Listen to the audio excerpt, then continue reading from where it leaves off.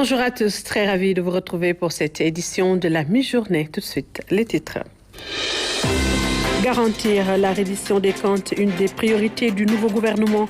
Lors du dernier Conseil des ministres, le président Bassirou Diomaye Faye a donné des instructions pour rendre public tous les rapports des corps de contrôle. Retour dans ce journal sur ces mesures fortes avec Ousmane Garifaye.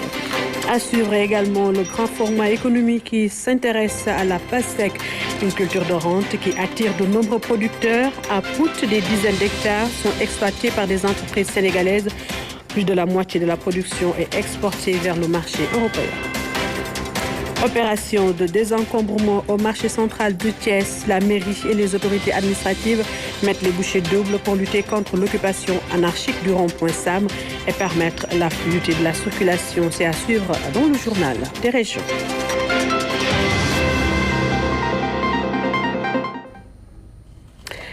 Bienvenue à tous. Le chef de l'État, Bassirou Diomaye Faye, s'est entretenu ce matin au palais de la République avec le vice-président de Sierra Leone, Mohamed Julde Diallo, et porteur d'un message d'amitié et de solidarité du président Julius Maada Bio.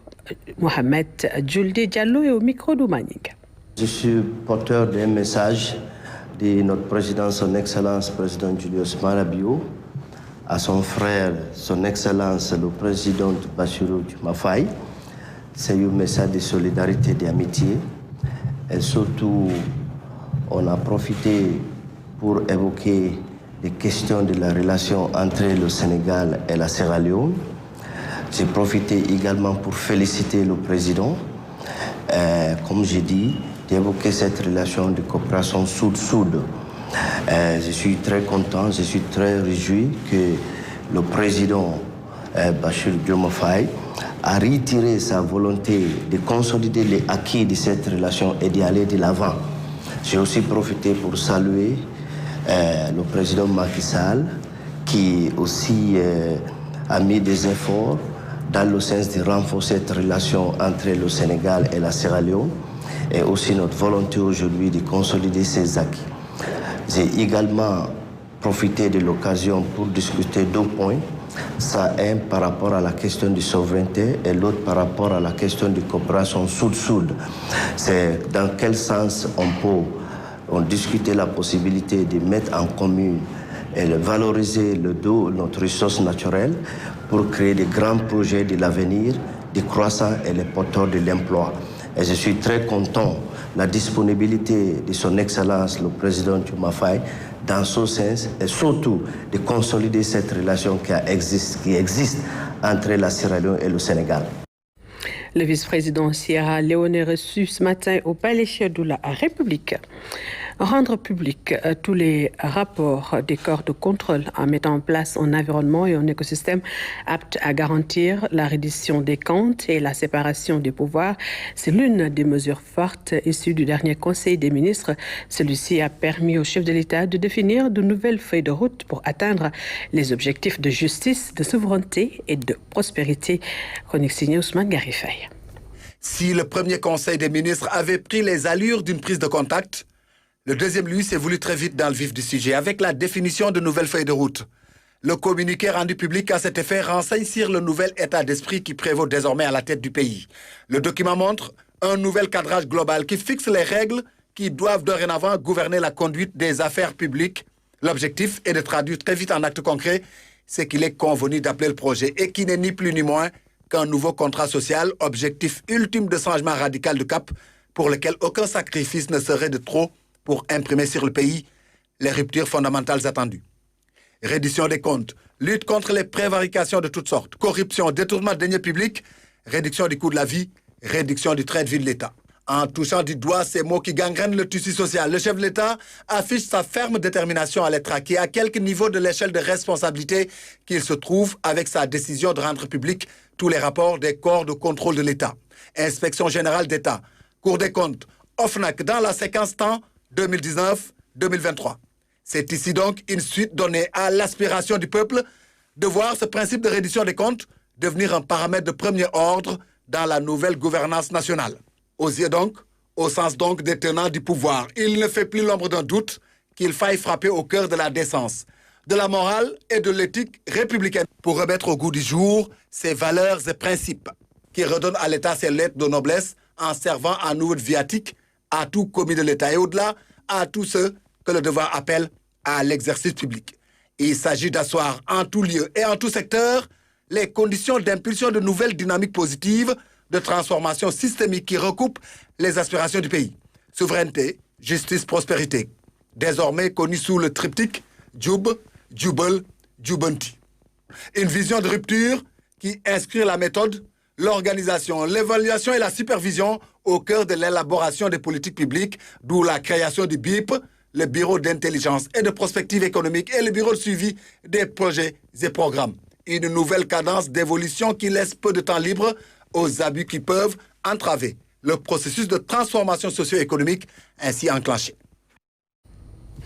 Parlons à présent de la pastèque, un produit qui s'exporte bien. Les productions qui se font un peu partout sur l'axe Dakar-Thiès ou dans la zone des Niayes approvisionnent le marché européen. À Pout, ce sont des dizaines d'hectares qui sont exploités par des entreprises sénégalaises qui ont investi cette filière. C'est le sujet de la rubrique économie. Pout, une localité située à une cinquantaine de kilomètres de Dakar. La zone est connue pour son dynamisme dans la production agricole. De nombreuses entreprises y sont installées à l'image de Minam Export. Dans cette exploitation agricole, la pastèque est cultivée sur plusieurs hectares. Actuellement, on a 4 variétés de pastèque très prisées à cause de leur teneur en sucre, de leur qualité et de leur chair rouge. Donc la pastèque fait partie des cultures de rente. Au Sénégal, la culture de la pastèque peut être pratiquée durant toute l'année. Ici, elle se fait sur plusieurs étapes. On a un programme de 30 hectares, mais on ne peut pas le faire à la fois. On le fait par étapes à cause du marché. Parce que la pastèque irriguée donne beaucoup de rendement. Ce n'est pas pareil avec la pastèque souple. La pastèque souple, tu ne peux pas dépasser les 10 hectares à cause de la manque d'eau. Mais avec la pastèque irriguée, on met beaucoup d'eau avec le système d'irrigation goutte à goutte. Raison pour laquelle on ne peut pas emblaver d'un seul coup 30 hectares. On le fait par étapes pour pouvoir alimenter petit à petit le marché. Cette exploitation agricole accueille des étudiants de l'ISEP de Thiès, un stage qui leur permet de mettre en pratique les connaissances acquises. Nous sommes ici à Minam Export et ça pour faire un stage de 3 mois pour faire la production de pastèque dans 2 parcelles, à savoir le bloc 9 et le bloc 18. C'est une collaboration très importante. Comme vous le savez, à l'école, on n'apprend que la théorie. La pratique, c'est sur le terrain. Et ici à Minam, Raymond, il nous aide. Minam Export fait partie des pionniers dans la production de pastèque au Sénégal. Plus de 1000 tonnes ont été produites l'année dernière, plus de la moitié exportée vers l'étranger. On exporte en Europe par rapport en Italie, en Espagne. On a fait plus de 600 tonnes. Ensuite, on a fait de l'exportation sur le sous-région par rapport au Maroc, en Mauritanie et en Gambie. C'est 400 tonnes. Après chaque récolte, des revendeurs comme Mamoun Choun s'approvisionnent en pastèque pour les écouler à l'intérieur du pays. Nous prenons ce qu'on appelle la vente locale. Mais pour ce qui est de la commercialisation, c'est un peu dur et un peu difficile parce que prendre des pastèques ici et les amener, parce que la pastèque est un peu lourde. Tu peux voir une pastèque qui pèse 20 kg. Si tu achètes par exemple 2 voire 3 tonnes, il te faut nécessairement des moyens pour pouvoir les faire déplacer et les acheminer au niveau des points de vente. Pour la conservation, ces producteurs disposent de 2 chambres froides au marché d'intérêt national. On a 2 chambres froides là-bas avec l'État qui nous a mis cette infrastructure très moderne. On arrive à conditionner une partie de notre production là-bas, donc c'est à saluer. L'accès au financement, le manque d'eau et de moyens plombe un peu l'activité. Ces exploitants agricoles sollicitent l'accompagnement de l'État. Nous avons pu traverser beaucoup d'espaces inexploités, faute de moyens et d'eau.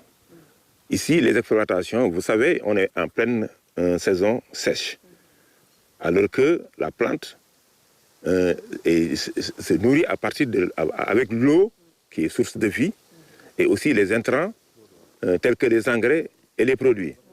Donc il est nécessaire que l'État accompagne les producteurs sur les matériels agricoles et aussi faire beaucoup de forage dans des exploitations comme celle-ci. Donc je sollicite à ce que ce nouveau gouvernement vienne accompagner ces grands producteurs. Accompagner ces grands producteurs pour plus de rendement. En 2021, plus d'1 500 000 tonnes de pastèques ont été produites. Malgré les difficultés, cette filière attire de plus en plus de producteurs. La production de pastèques, sujet du grand format économique. Le bataillon de l'artillerie rend hommage à ses frères d'armes tombés sur le champ d'honneur. La fête patronale de cette unité de réserve générale a été un moment fort de retrouvailles autour de l'esprit Ninkinanka, génie protecteur et totem des artilleurs. Compte rendu Moussa Mané.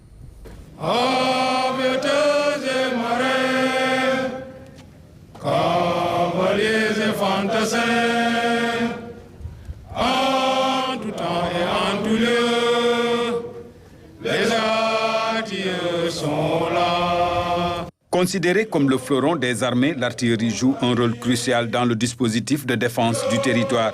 Elle se charge de la délivrance des feux qui libèrent et redonnent le moral aux troupes. De 1969, date de sa création à nos jours, le bataillon de l'artillerie a connu plusieurs mutations. La phase la plus récente a commencé en 2022, matérialisée par la mise en place de la deuxième formation qui poursuit toujours son processus de maturation administrative, technique et opérationnelle. Cette étape se caractérise aussi par l'acquisition de nouveaux systèmes d'armes plus performants, rendant l'exécution des missions sol-sol et solaire beaucoup plus aisée. Rideau de fer aux amis, rideau de feu à l'ennemi, la foudre dans les airs, terreur et désarroi sous terre. Parmi ces nouvelles acquisitions, il y a les canons 105 LG1. Arme lourde, moderne, robuste, elle a une portée grande et sa précision est plus accrue. Autre acquisition, le système d'armes sol-air, KW2. De plus, il donne la possibilité d'effectuer des actions de conquête de la supériorité des feux contre des canons 105 de portée limitée et mortier et de désorganisation du dispositif ennemi dans une profondeur relativement proche. La meilleure innovation reste sans doute la réduction du temps de réponse, contraction des délais de mise en batterie. Ensuite, dans le cadre de la réception des capacitaires majeurs, les armées ont accordé la primauté opérationnelle à l'acquisition du système d'armes solaires QW2 de nationalité chinoise. Il s'agit d'un missile anti-aérien de très basse altitude capable de cibler les vecteurs agressifs avec rapidité et efficacité. S'agissant des ressources humaines, les effectifs ont sensiblement augmenté. De plus, de nouvelles compétences sont prévues pour autonomiser davantage le bataillon. Cependant, le succès et la performance du bataillon de l'artillerie reposent sur les principes fondamentaux qui caractérisent les armées. La discipline, le respect scrupuleux du règlement et l'exécution parfaite des instructions, la rigueur, le dynamisme dans l'action, la polyvalence, cette faculté à effectuer plusieurs tâches différentes mais complémentaires, le professionnalisme, la maîtrise parfaite de son métier combinée à une ouverture d'esprit et l'efficacité, l'atteinte des objectifs fixés en privilégiant l'économie des moyens caractérisent l'artilleur. Pour le Ninkinanka 2024, pour le Ninkinanka 2024, Initialement organisé en une seule journée, le commandement a opté cette année pour une semaine d'activité intense. Pour clore la cérémonie officielle, les artilleurs ont fait une démonstration de l'appui-feu avec ces nouvelles acquisitions. Cet exercice est suivi d'un défilé d'abord des troupes à pied, ensuite des engins motorisés. 5e édition des grandes conférences de l'École nationale d'administration. Les pensionnaires de l'ENA ont échangé sur la gouvernance économique et financière au Sénégal, rôle et place des institutions et corps de contrôle. Phénomène Constance Boy. Cette rencontre est la 5e d'un cycle de conférences au profit des élèves de l'ENA. Elle constitue un moment de transmission de savoir venant de hautes personnalités commis de l'État sur des thématiques bien définies. À l'avènement d'une nouvelle alternance au sommet de l'État, ce sujet est d'une brûlante actualité. il est également d'une opportunité incontestable pour nos élèves, ces futurs hauts cadres de l'administration, qui seront forcément impliqués dans la mise en œuvre des politiques publiques avec la redevabilité, la reddition des comptes qui va avec. En effet, l'intérêt du thème réside, à mon avis, sur plusieurs aspects.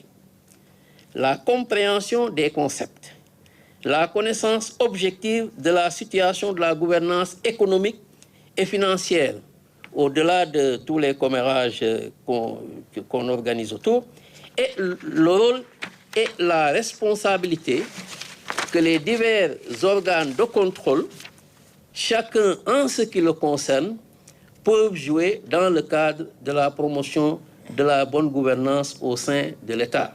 Le concept de bonne gouvernance et de contrôle, un élément que maîtrise Abdouba Gueye, rejoint par ses pairs, le doyen a partagé avec les énards son expérience et son expertise. Alors, au Sénégal, la vision globale en matière de gouvernance dans le PN, Programme national de bonne gouvernance, formule ainsi la gouvernance, c'est-à-dire que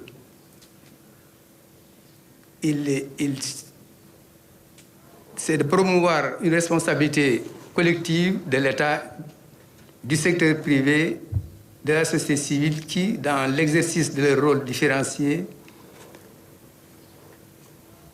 coordonnent leurs activités pour réconcilier le politique, l'économique et social en s'appuyant sur les principes de transparence, de responsabilité, d'équité, d'efficacité, de primauté du droit et de contrôle de la corruption.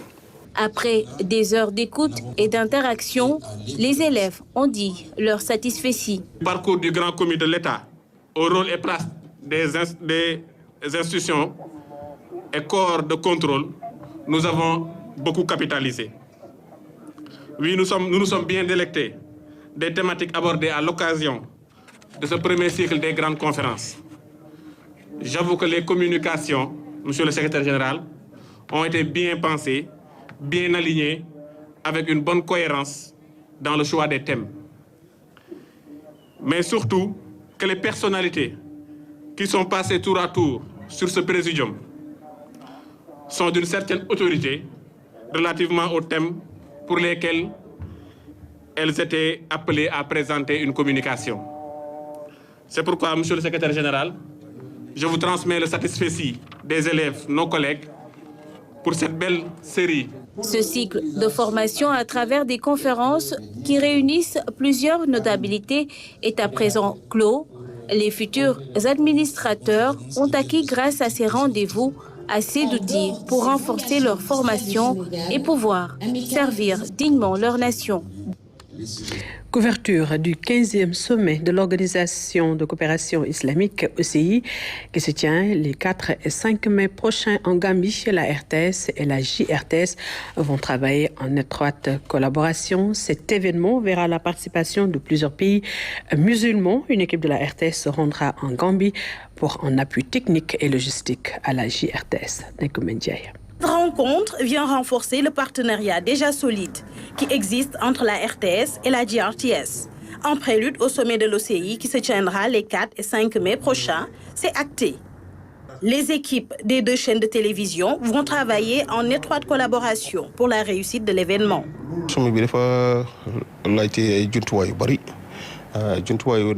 Cet événement nécessite un important dispositif technique dont la GRTS ne dispose pas.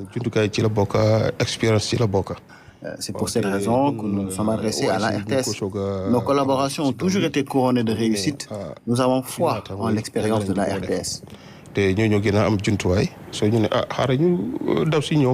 Ce dispositif, qui sera surtout technique, permettra aux 2 structures de travailler en étroite collaboration afin de rehausser l'éclat de l'audiovisuel public. Ils ont besoin de notre car HD, le grand car HD, avec tout le matériel qui vient avec, c'est-à-dire la régie mobile qui vient, le matériel de transmission, le matériel, l'énergie. Donc tout cet ensemble de production doit aller en Gambie avec toute l'équipe de la RTS pour un séjour. Le premier groupe qui quitte Dakar dans la semaine du 25, c'est-à-dire la semaine à venir, et il y a l'autre semaine de prod qui arrive tardivement au plus tard pour le 29 pour que les choses puissent démarrer. La collaboration entre la RTS et la GRTS ne date pas d'aujourd'hui. Il y a un groupe de Gambiens qui était là en fin d'année pour une formation de 2 groupes déjà, mais il y a un autre groupe aussi. Il y a d'autres groupes qui doivent venir pour imprégnation, voir comment on travaille. Tout ça, c'est dans le cadre de la collaboration entre la GRTS et la RTS. Les directeurs techniques des 2 chaînes de télévision se réjouissent des potentielles retombées positives de ce partenariat. La Gambie et le Sénégal, 2 pays amis très liés. D'ailleurs, le président de la République, Bassirou Diomaye Faye, effectuera une visite ce 20 avril à Banjul. La RTS et la JRTS en collaboration pour une bonne couverture médiatique du prochain sommet de l'OCI. Et nous en venons à présent au journal des régions.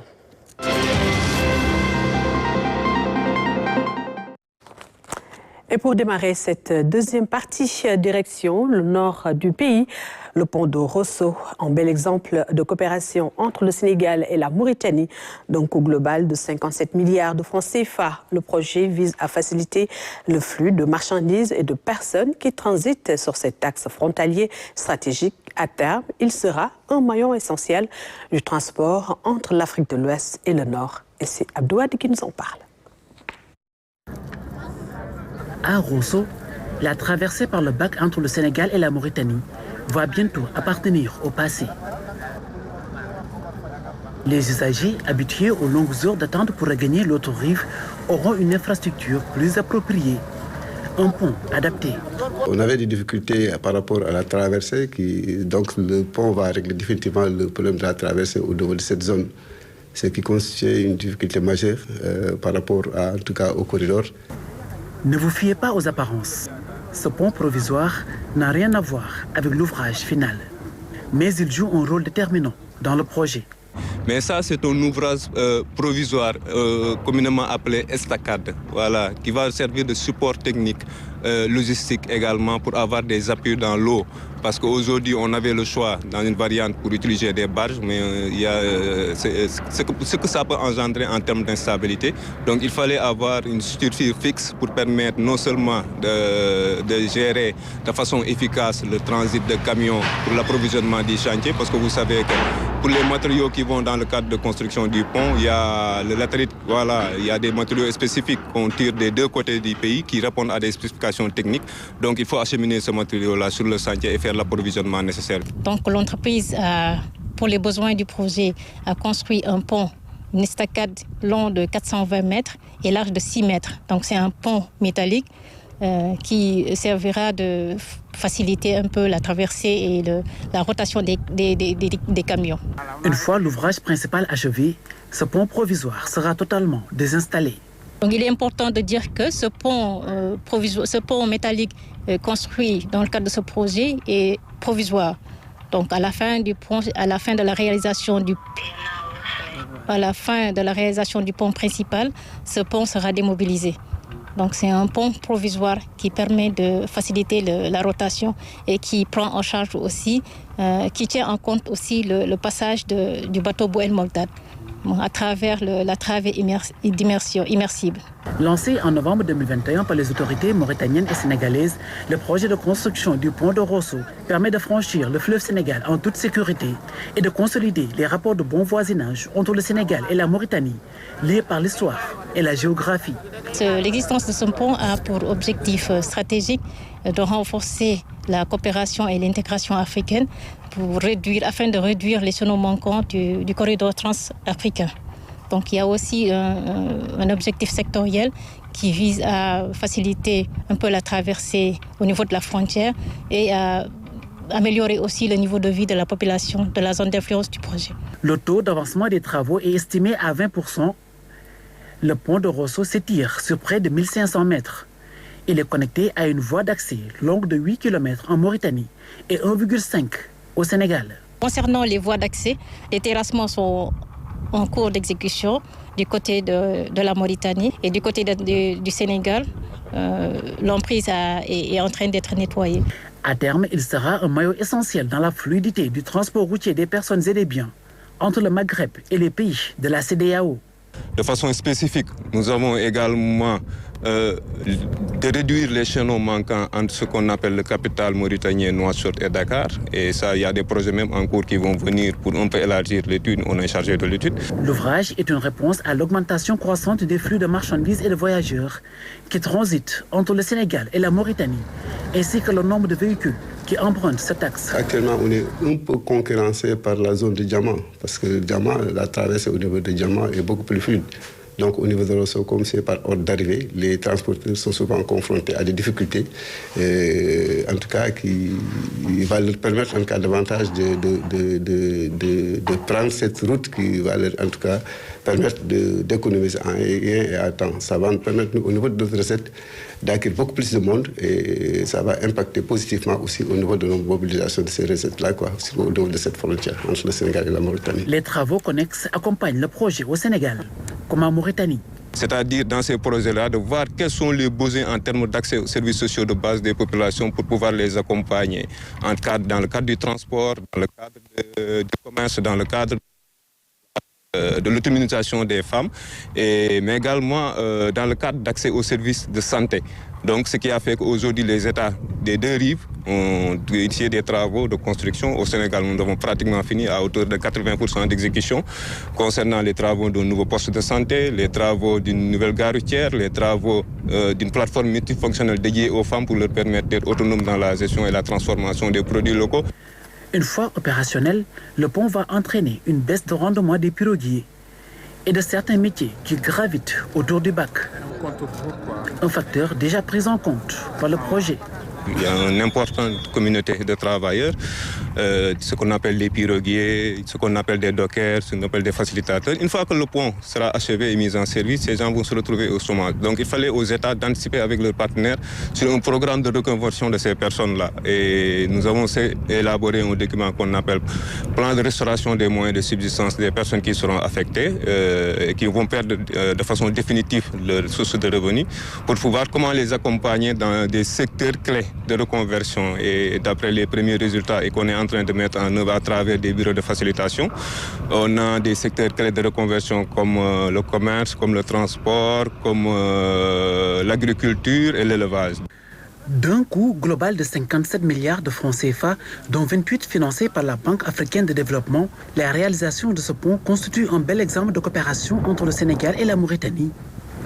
Deux pays conscients de l'impact stratégique d'une telle infrastructure. Voilà les travaux du pont de Rosso qui avancent à grands pas. Occupation anarchique du rond-point Sam au marché central de Thiès et les rues adjacentes par des tabliers et autres marchands ambulants. Pour venir à bout de ce phénomène, autorités administratives et municipales de la commune de Thiès ont organisé une opération de désencombrement et c'est pour libérer l'espace public et permettre la fluidité de la circulation. Fatima Tabanelba.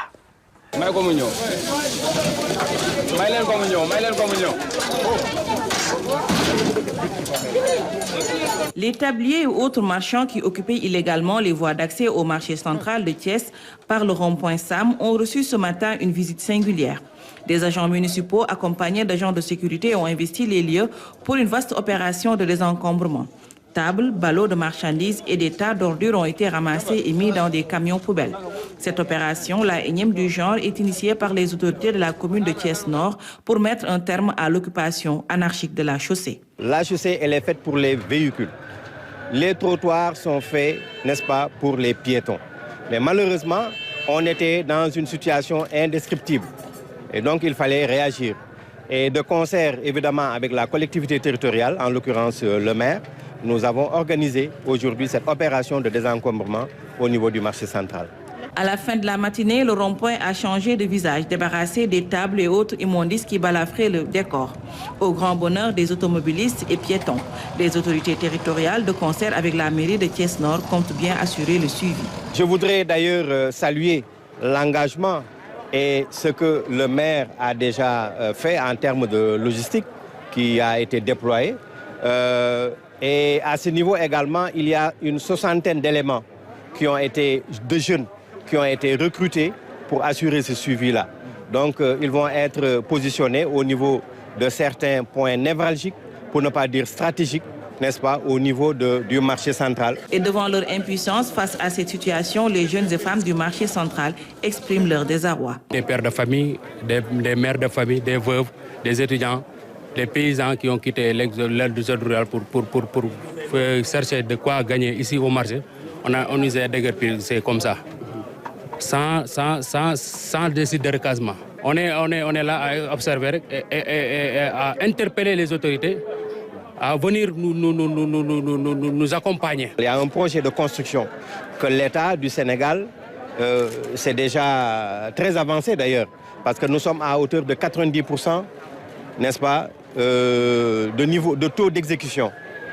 Et je pense qu'avec l'achèvement de ce marché central, ça va participer en tout cas à décongestionner fortement le trop-plein ici au niveau du marché central. L'occupation illégale de la voie publique ne peut faire l'objet de négociations, semble dire le sous-préfet de l'arrondissement de Thiès-Nord. En attendant de trouver un terrain d'entente sur le problème des tabliers, les usagers de la route et du marché central applaudissent. Direction Tambacounda, où les attentes sont nombreuses avec le nouveau gouvernement.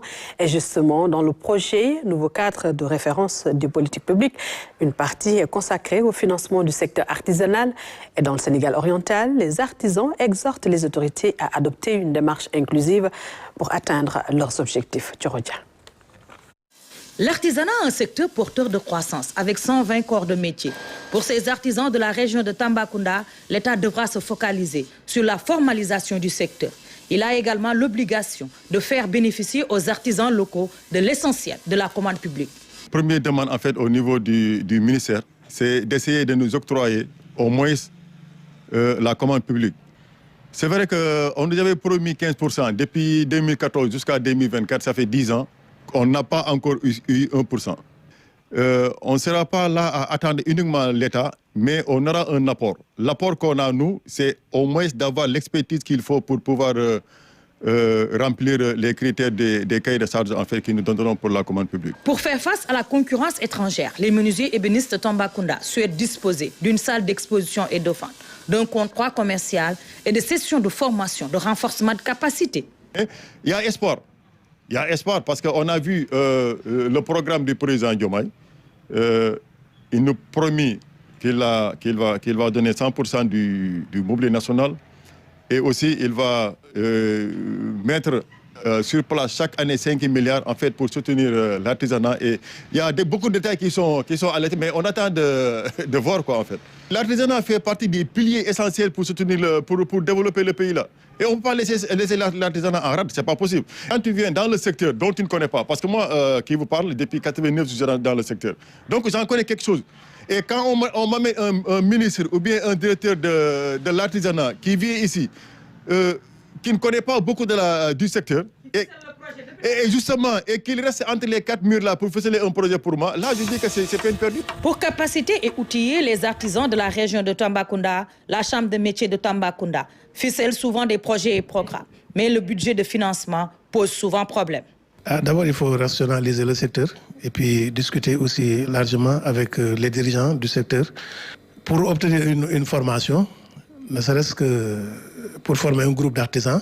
Il faudra aller solliciter les services du travail PT ou d'autres structures pour pouvoir faire une formation. Donc, il n'y a pas, nous n'avons qu'un budget de fonctionnement.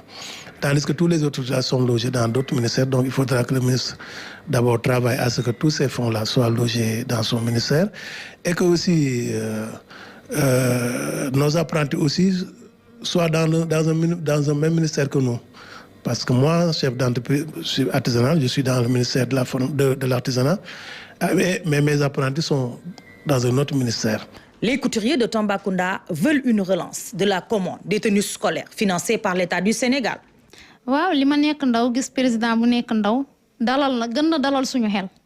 C'est vraiment une opportunité d'avoir un président de la République jeune. Il comprend mieux notre situation. Nous avions bénéficié de la commande publique l'année dernière avec les tenues scolaires. Cette année, le projet a été bloqué. Je demande au nouveau ministre de l'Artisanat de décanter la situation, car il devait durer 3 années successives. Certains artisans de la région de Tambacounda se sont bien imprégnés du contenu du projet du nouveau président de la République, surtout la partie concernant le financement de l'artisanat au Sénégal. Ils saluent l'initiative et exhortent une démarche inclusive pour sa réalisation, pour ainsi toucher le maximum de la cible. Et vous l'avez certainement remarqué, cette forte chaleur qui s'installe ces derniers jours dans le pays fait tourner en plein régime les métiers du froid et de la climatisation dans les véhicules, dans les foyers, tout comme dans les lieux de travail. Partout, on s'active à faire fonctionner l'air conditionné au grand bonheur des techniciens. Tamsila. Ces derniers jours, une forte chaleur s'installe dans le pays avec un thermomètre qui affiche par endroits les 40 degrés ou plus à l'ombre. Conséquence, ceux qui travaillent dans le domaine du froid et de la climatisation sont vivement sollicités. Dans cet atelier de froid automobile, par exemple, c'est le grand rush. En cette période-là, ce n'est pas du tout facile. Parce qu'avec les clients, vous connaissez le comportement des Sénégalais, ils attendent toujours au dernier moment. Ils attendent jusqu'à cette période-là où la chaleur, il fait extrêmement chaud pour venir faire les réparations. Le matin, on prend des engagements des autres voitures pour le terminer dans la journée. Il fait très chaud actuellement. Et moi, je ne supporte pas la chaleur. Donc c'est pour cela que je suis venue, pour réparer. Avec les embouteillages, c'est difficile. Quand tu t'arrêtes, la voiture, ça chauffe à l'intérieur avec le soleil. C'est pour cela que je suis venue, pour réparer, pour pouvoir fermer les vitrines et refroidir un peu quand il fait chaud. Les réparateurs de réfrigérateurs et les climatiseurs sont également très convoités en cette période de forte canicule.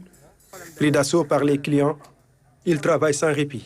Quand la chaleur vient, j'ai beaucoup de sollicitations. Parce que c'est du travail, il faut respecter le travail. C'est pour ça que je travaille jusqu'à présent. Des ventilateurs sont aussi exposés dans différentes artères de la capitale, idem dans les ateliers de réparation. Avec la chaleur, les clients nous envahissent. Ils nous amènent leurs ventilateurs pour qu'on les répare. Nous travaillons d'arrache-pied pour satisfaire la clientèle.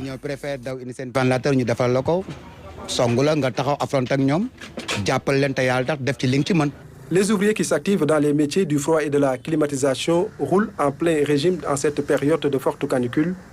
Étouffés par la chaleur ressentie dans les véhicules, maisons et lieux de travail, les populations sollicitent fortement les réparateurs pour se rafraîchir de l'air conditionné. Et pour finir, parlons de l'édition 2024 du Massa. Le Rwanda est la grande attraction, le pays aux 1000 collines. C'est encore illustré avec son patrimoine culturel. C'est un modèle de développement économique qui inspire l'Afrique et le monde entier, nous dit Fatou Diouf.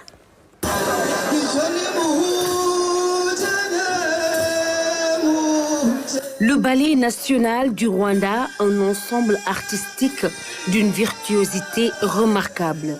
À travers cette danse et ses sonorités, il transmet l'essence de la culture rwandaise.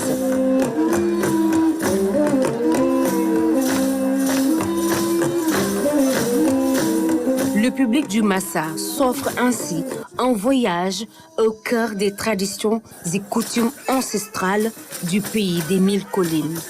Ce riche patrimoine culturel est la recette magique de son développement économique. Le génocide fait partie de notre histoire. Nous la portons en nous. C'est notre passé, c'est notre mémoire dans laquelle nous allons rester ancrés tout en vers le futur. Donc vous avez posé la question de la culture. La culture permet de nous réconcilier les uns avec les autres, de retourner à nos sources de qui nous sommes en tant que Rwandais, avant toutes les divisions ethniques qu'il y ait pu avoir. Et aujourd'hui, la culture aussi nous enseigne à regarder vers le futur et nous montrer qu'en fait, nous sommes capables de résilience, de développement économique, mais nous sommes aussi ouverts au reste de l'Afrique et au reste du monde. Et c'est cette culture qui attire les peuples à venir vers nous. Le Massa, marché des arts et du spectacle d'Abidjan, est le cadre idéal pour rassembler le peuple d'Afrique et de la diaspora. Les industries culturelles et créatives, un atout pour favoriser une intégration économique et culturelle. La culture, c'est notre passé, c'est notre mémoire, mais c'est aussi le pont qui nous dirige vers l'avenir. Donc les industries créatives, que ce soit celles du Rwanda, de la Côte d'Ivoire et de l'Afrique en général, permettent en fait de faire des rapports, d'attirer encore plus de relations, de coopération, de fraternité africaine à travers nos pays. Donc oui, la culture, c'est l'avenir. Le Rwanda, invité d'honneur du Massa, 13e édition, témoigne de la vitalité et de la diversité culturelle de cette nation résiliente et dynamique. Donc ça a été une décision qui a été prise par le chef de l'État qui a souhaité que le Rwanda, pays frère, puisse être invité donc, à cette édition du Massa. Mais au-delà des relations diplomatiques, il faut retenir que le Rwanda a un modèle de développement culturel qui peut inspirer d'autres pays africains. Il était donc important que le Massa soit ce cadre qui permet donc au Rwanda de venir et de partager cette expérience avec la Côte d'Ivoire, mais aussi avec l'Afrique, puisque vous savez que nous avons beaucoup de pays africains qui sont aujourd'hui présent ici. À travers les différentes facettes de sa culture, le Rwanda inspire le continent et reste un modèle éclatant du dialogue des peuples et du rayonnement économique en Afrique.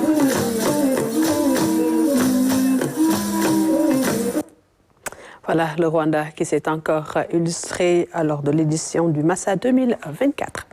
Et voilà, c'était tout pour cette édition de la mi-journée. Merci à vous de l'avoir suivi. Je vous retrouve tout de suite après pour l'édition en Wolof. Bon après-midi à tous.